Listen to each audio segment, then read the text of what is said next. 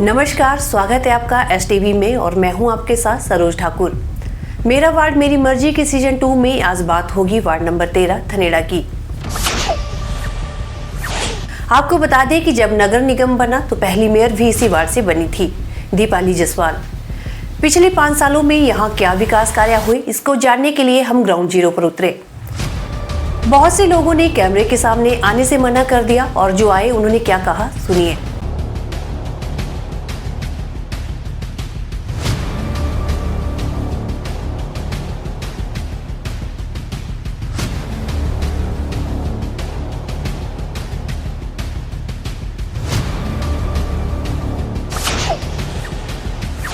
देखिए, हमारे लिए बहुत ही गर्व का विषय था कि नगर निगम बनने के बाद पहले बार जो महापौर बना वो हमारे वार्ड से ही बने। तो दीपाली जी हमारी महापौर रही हैं पहली, और उन्होंने कुछ कार्य किए, इसमें कोई संदेह नहीं है। लेकिन जितने कार्य करने चाहिए थे शायद लोग उससे संतुष्ट नहीं हैं। सबकी अपनी अपनी भावनाएं होती हैं, अपना अपना कार्यशैली करने का ढंग रहता है। तो इस पर मैं ज़्यादा पार्षद के खिलाफ अंगेंस्ट कुछ ऐसे ज़्यादा बोल नहीं सकता। हाँ, इतना मैं बता सकता हूँ कि इस पार्षद का रहने के कारण, इस वार्ड में जो रहने के कारण, इस वार्ड में जो समस्याएं थी या मंडी के अन्य शहर में जो समस्याएं थी, उसके ऊपर जो पिछले 5 सालों में मैंने कार्य किया, अगर आप चाहें तो उसके ऊपर मैं कुछ 2 बातें कर सकता हूँ। सर, थोड़ा सा पहले जो वार्ड की जो समस्या है नहीं, समस्याएँ तो वार्ड में एक नहीं अनेकों थी। अगर हम इस सड़क की बात करें जहाँ हम खड़े हैं, जो मंडी की सबसे व्यस्त सड़क है, यहाँ हमेशा ही बिजली की ही प्रॉब्लम थी और मुझे हमेशा आयुक्त साहब से, कमिश्नर साहब से बात करनी पड़ती थी कि यहाँ लाइट लगाए। और मैंने इस वार्ड में कम से कम 5 लाइटें अपने आप कमिश्नर साहब से मिलकर लगाई हुई हैं। और अगर हम जालों की बात करें, इसी व्यस्तम सड़क में कितने एक्सीडेंट हो चुके हैं, तो हमने कई लोगों से कहा कि इस पर ठीक कराएँ, लेकिन कोई कार्रवाई ना होने के कारण फिर अंत में मुझे कमिश्नर साहब से ही बात करके इन जालों को ठीक करवाना पड़ा। पूरे वार्ड की बात करें तो बहुत सारी समस्याएं थी और पिछले 5 साल से मुझे नहीं मालूम क्यों इस वार्ड के तकरीबन लोग मुझे ही फ़ोन करते थे कि ये समस्याएं इसको ठीक करें, और मैंने वक्त वक्त पे पूरे वार्ड में उन समस्याओं को अपने अन्य ज़रूरी काम छोड़ के भी ठीक किया। इसी वार्ड के लोग बहुत ज़्यादा उम्मीद से थे कि इस बार वार्ड ओपन होगा और नीरज इस वार्ड से खड़े होगा, लेकिन दुर्भाग्य से ये वार्ड आरक्षित हो गया है। तो अभी मुझे खलियार वार्ड और मगवान वार्ड से लोगों का कहना है कि आप हमारे वार्ड में आएँ और वहाँ से खड़े हों। तो इस पर मैंने कार्य करना भी शुरू कर दिया है और आने वाले समय में क्या होता है वो समय बताएगा, और समय आने पर मैं आपको सूचित करूँगा कि मेरा अगला प्लान क्या है। देखिए, जब नगर निगम बनी तो शुरू में बड़ा उत्साह और बड़ा हर्ष और उल्लास के साथ जो है वो हमने अपने कैंडिडेट को बना के भेजा, और सरकार का धन्यवाद कि मेरे वार्ड से जो है वो मेयर दी। इसके लिए मैं उच्च नेतृत्व का धन्यवाद करता हूँ। माननीय मुख्यमंत्री पूर्व में रहे जयराम ठाकुर जी का भी धन्यवाद करूँगा कि उन्होंने मेरे वार्ड से बाहर अपने मेयर दिया। लेकिन जो काम हुए सबके बहुत अच्छे हुए, लेकिन बीच में पैसे का अभाव बार बार नगर निगम कहती रही कि पैसा नहीं है, पैसा नहीं है। सभी के काम तो होते नहीं हैं, लेकिन जितने भी काम हुए, सार्वजनिक काम हुए, बेशक पर्सनल किसी के हुए ना हो, वो अलग चीज़ है।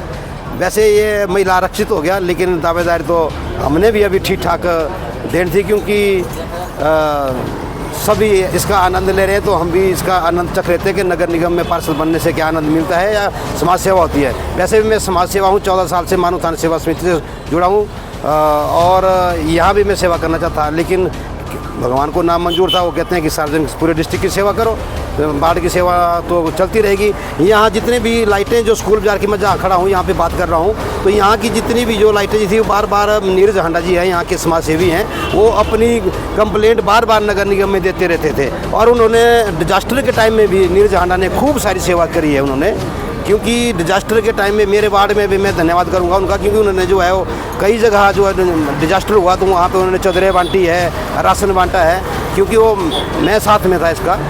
तो आने वाले समय के लिए भी एक मैं निवेदन करूंगा आने वाले जो आयोग है उससे कि पढ़ा लिखा उम्मीदवार होना चाहिए, और अगर जिम्मेवारी उसके कई और है उसके पास तो ना करें। अगर वो धन बल से अगर मजबूत है तो वार्ड की सेवा के लिए अपना योगदान दें, नहीं तो बाढ़ के काम नहीं होते। आए हैं, जाए हैं, चले हैं, एक बार पैर छुएंगे, दूसरी बार नज़र नहीं आएंगे तो फ़ायदा क्या उस चीज़ का। इसलिए अच्छा कार्य होना चाहिए। जो पिछला आपका पार्षद था जिसको आपने सपोर्ट भी किया, आप उनके साथ भी दिखे हमें, तो वो भी एडवोकेट थे, तो आपको क्या लगता है कि उन्होंने क्यों चुनाव लड़े? और वो मेयर भी थी, आप बोले कि हांडा जी ने काम करवाए, तो उन्होंने मेयर होकर क्या अपने बारे? उन्होंने भी अपने टाइम में करवाए, तो फिर उन्होंने अपने फील्ड में अगर कई बातों का पता नहीं लगता, लेकिन वो नीरज हांडा जी भी एक आशावादी है कि मैं भी समाज सेवा करूँ, समाज सेवी है, तो आ जाते हैं बीच में। तो क्या ना का मेरा मकसद है कि उन्होंने जो सार्वजनिक कही है, पर्सनल नहीं होंगे कि पार्षद अपने काम नहीं कर पाए, वो हांडा जी को कर। नहीं, ऐसा नहीं है, ऐसा नहीं कहूँगा। थोड़े थोड़े काम जो है वो सब के हुए हैं। बाकी उसके बाद तो आप स्थिति नगर निगम की देख ही रहे हैं, लोगों के ठेकेदारों की पेमेंट नहीं हो रही है। कोई कहीं कूड़ा नहीं, अगर आप सही तरीके से अगर देखा जाए तो पूर्ण रूप से कहीं भी कोई ऐसा विशेष नहीं है। बाकी सब ने अच्छा कार्य किए हैं अपने अपनी स्थान पे, अपने अपने जगह पे, और अपने अपने जो पैसा वार्डों का आता था उसके हिसाब से उन्होंने अपने का ठीक काम किए हैं। बाकी अभी तो सरकार 2.5 साल हो गए, पैसा ही नहीं है सरकार के पास। सर समस्याएं तो जैसे 5 साल पहले थी वैसे ही अब भी बनी हुई हैं। कुछ काम किया उन्होंने, जितना अगर वो कर सकते थे उन्होंने किया, लेकिन जितना होना चाहिए वो बिल्कुल नहीं हो सका। ऐसे कौन से कार्य सर जो होने चाहिए थे पर नहीं हो पाए? सर प्रॉपर तरीके से नालियाँ नहीं बन पाई, प्रॉपर तरीके से साफ़ सफाई नहीं हो पाई। जो नाले बंद पड़े हैं, एक बार खुल गए दोबारा बंद हो गए, दोबारा खुलने का नाम नहीं लिया गया, उनका काम नहीं किया गया।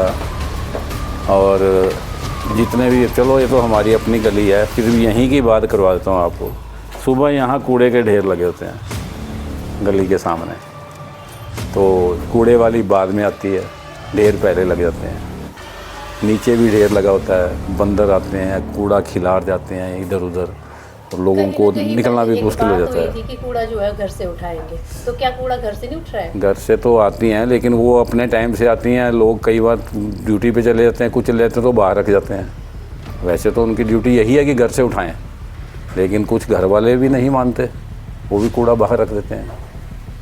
तो इसमें अब कूड़े वाली भी क्या करें, वो तो अपनी तरफ से उठाती हैं।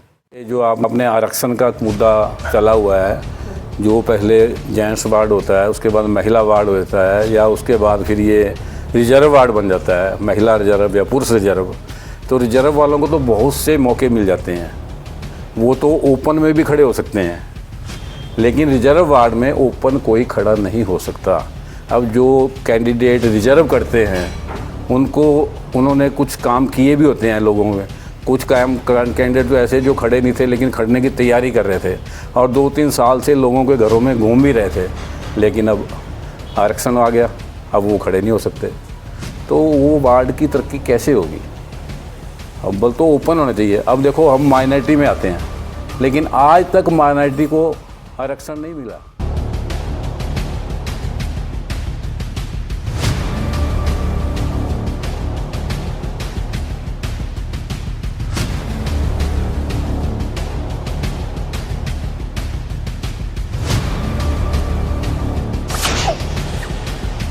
वार्ड में हुए 5 साल के कार्यों का ब्यौरा लेने के लिए हमने स्थानीय पार्षद दीपाली जायसवाल से भी संपर्क किया, पर व्यवस्था के चलते वह हमें समय नहीं दे पाई। मेरा वार्ड मेरी मर्जी सीजन 2 में आज इतना ही। कल नए वार्ड के साथ फिर हाजिर होंगे। नमस्कार।